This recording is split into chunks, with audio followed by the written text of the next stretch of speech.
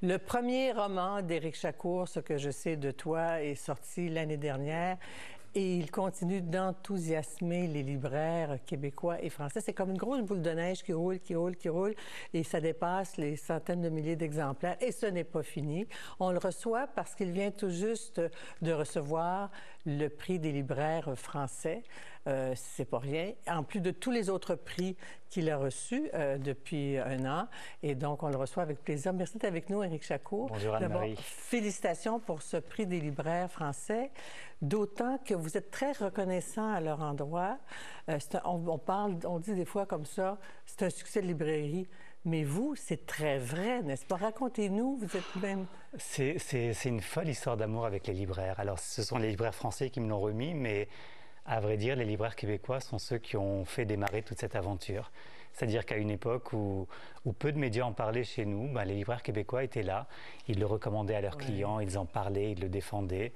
Et ils ont mis tellement de coups de cœur qu'un jour, un éditeur en France a vu tous ces coups de cœur québécois et s'est dit, il y a quelque chose, il faut qu'on lise ce roman.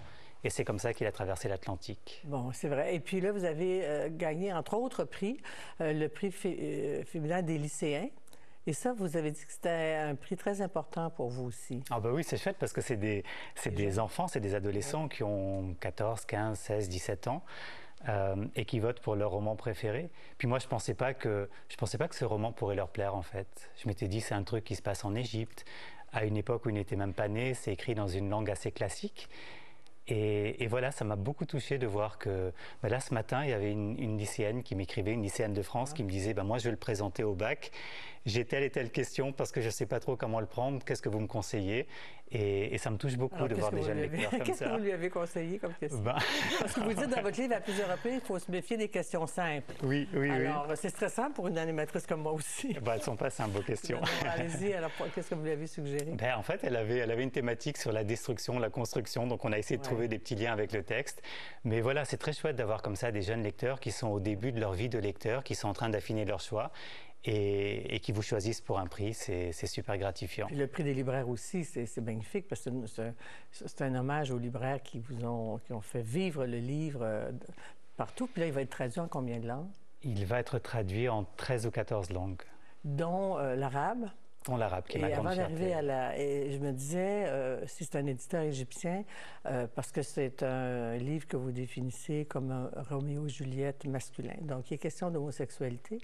Et je me disais, en Égypte, d'ailleurs, c'est au cœur de l'intrigue, c'est encore criminel, l'homosexualité. Est-ce qu'un éditeur égyptien peut se permettre de publier votre livre en Égypte? Vous voyez, il y en a plusieurs qui ont... Voilà, il y en a plusieurs qui se sont proposés parce qu'ils avaient envie de défendre ce texte.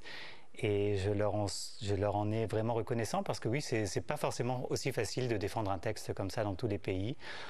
Après, je pense que les choses évoluent aussi. Moi, mon premier salon du livre en dehors du Québec, il était au Maroc. Le fait de savoir qu'il sera traduit dans la langue du pays de mes parents, ça me touche énormément. L'Égypte, évidemment. L'Égypte. Donc, nous verrons. C'est une autre aventure qui s'ouvre. Oui. Et pourquoi vous le décrivez comme un Roméo-Juliette masculin? C'est dramatique. Mais qu'est-ce qui vous a inspiré à écrire une histoire? Mais vraiment, la trame. Alors, je ne vais pas trop en dire pour ne pas divulgacher à vos auditeurs et auditrices. Non, il y a un secret, il y a plusieurs étapes importantes qu'il faut voir passer, qu'il faut qu'on... Oui, il est assez difficile à résumer, je vous le confirme. Ouais. Pourquoi Roméo et Juliette? Parce que c'est la plus belle histoire d'amour qui ait jamais été écrite, en fait. Moi, j'avais envie de ça. Au début, quand on me faisait parler de ce roman, on me disait « c'est une histoire familiale, c'est une plongée dans l'Égypte levantine ». Et puis je disais oui, parce que j'étais tout sage et tout. Et puis un jour, un lycéen, justement après le prix féminin des lycéens, un lycéen qui a été interrogé, à qui le journaliste a dit « Mais pourquoi vous avez choisi ce texte-là » a dit très simplement « Parce que c'est une merveilleuse ode à l'amour ». Et je me suis dit, si un gamin de 15 ans le dit aussi simplement, pourquoi est-ce que je ne pourrais pas le dire moi aussi? Oui, une histoire d'amour quand même qui se noue autour d'une famille, de valeurs, d'une société, de certaines classes.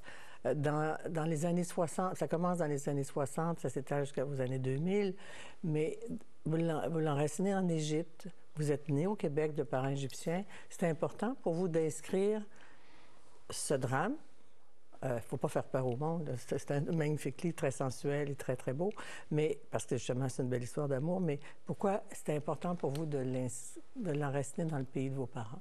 Moi, j'ai grandi en étant fasciné par cette Égypte. L'Égypte, moi, j'y suis allé plusieurs fois dans ma vie, mais cette Égypte-là, celle que je verrai jamais, celle de mes parents, celle de ma mère qui allait au Sporting Club comme ça à Alexandrie et qui écoutait les vinyles de Françoise Hardy, de France Gall, enfin de tous ces chanteurs qu'on écoutait au Québec, qu'on écoutait en France, elle me fascinait, elle me fascinait. Et j'ai eu envie de m'amuser à la reconstituer. Je trouvais que le déclin de cette communauté que je décris, une communauté levantine qui a beaucoup quitté l'Égypte sous l'époque nassérienne, et ben ça servait de jolie toile de fond au déclin de mon personnage. Et je me suis amusé à faire comme ça des petits clins d'œil avec la grande histoire. Oui, parce que vous le ponctuez sur la mort de Sadat, notamment, après la période de Nasser au tout début. Oui, je m'amuse à entrecroiser comme ça la petite vie de mes personnages avec la grande histoire de l'Égypte. Après, c'est pas un roman anthropologique, c'est pas un roman sociologique, mais c'est sûr que cette toile de fond-là, j'avais envie de la donner à voir. Et puis les odeurs, les goûts, tout ce qu'on me racontait, les petites émissions qui passaient à la télévision pour faire patienter les gens pendant le ramadan jusqu'à la rupture du jeûne. Toutes ces choses-là, moi, je trouvais ça assez fascinant et j'avais envie d'en remettre des petits mots. Qu'est-ce qu'il vous fallait comme courage, audace et tout ça pour écrire un premier roman? Vous qui venez du monde des finances, on a l'impression que c'est tellement mathématique et rationnel, le monde des finances, sauf quand la bourse tombe. Ça devient très... Mais qu'est-ce qui vous a... Je ne sais pas si c'est une question d'audace, peut-être un peu d'inconscience ou peut-être un peu d'envie.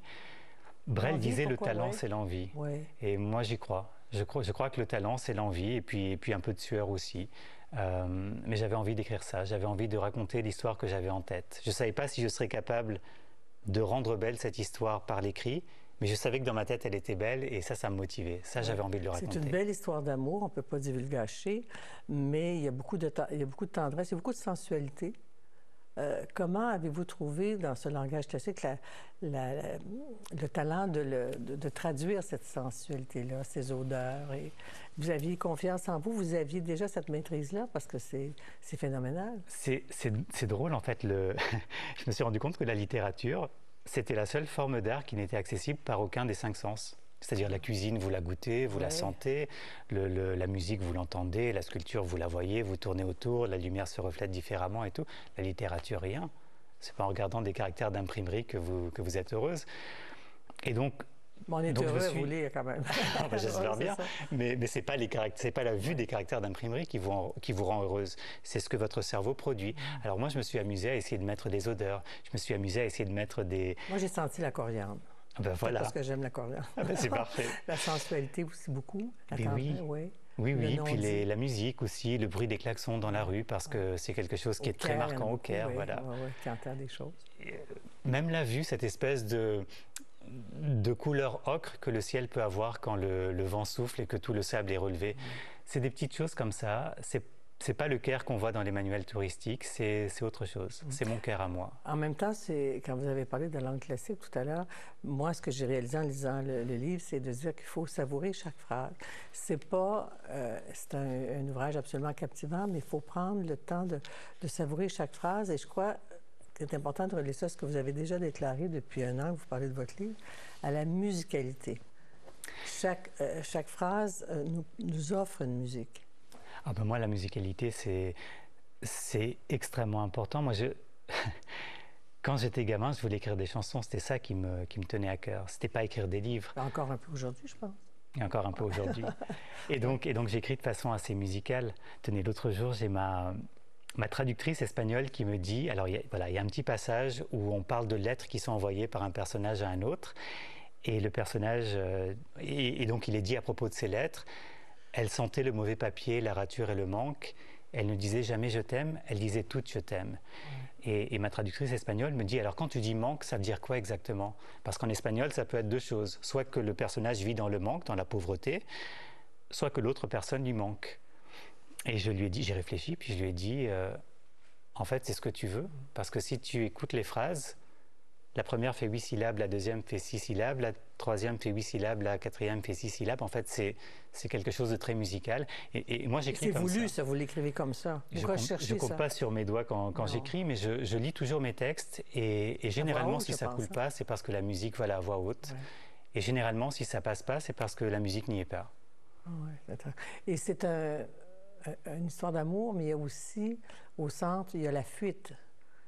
C'est une histoire qui m'enseigne la fuite de quoi? C'est une histoire d'absence. C'est une histoire d'absence. Ouais. En fait, c'est une absence qui est vue. Je pense qu'on l'a tous vécu dans nos familles, avoir un absent, soit qu'il soit mort, partir en exil, avoir un absent qui finit par prendre toute la place. Plus de place que n'importe quelle personne présente dans une famille. Moi, j'avais envie de raconter ça.